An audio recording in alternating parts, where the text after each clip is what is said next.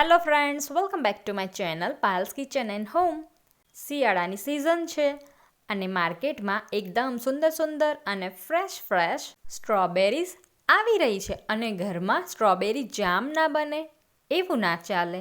તો સ્ટ્રોબેરી જામ બનાવવા માટે મેં અહીંયા ફ્રેશ સ્ટ્રોબેરીઝ લઈ લીધી છે, જેનો ગ્રીન ડીટાવાળો ભાગ કટ કરી લીધો છે.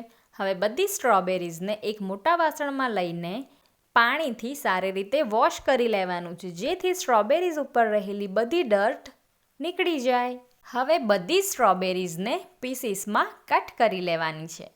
ત્યારબાદ એક કડાઈમાં આ બધા સ્ટ્રોબેરીના પીસીસને એડ કરી લઈશું. હવે તેમાં મેં 1 બાઉલ જેટલી શુગર એડ કરી છે.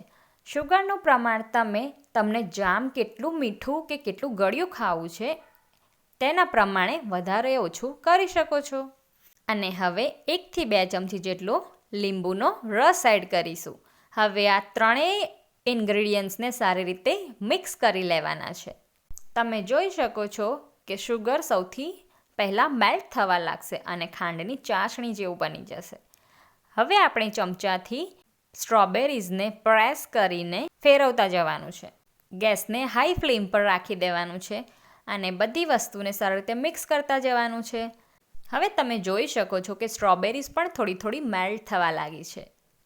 15 થી 20 મિનિટ જેવું થઈ ગયું છે અને તમે જોઈ શકો છો કે આપણા જામનું ટેક્સચર થોડું થીક થઈ ગયું છે અને સ્ટ્રોબેરીઝ પણ સારી રીતે શુગર સાથે મિક્સ થઈ ગઈ છે.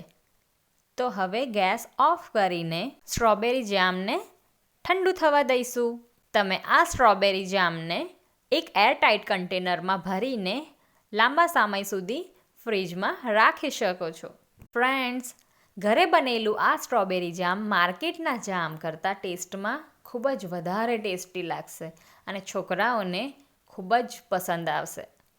તો આ રેસીપી કેવી લાગી કમેન્ટમાં જરૂરથી જણાવજો. ફરી મળીશું નવી રેસીપી સાથે. ત્યાં સુધી જય શ્રી કૃષ્ણ. રાધે રાધે.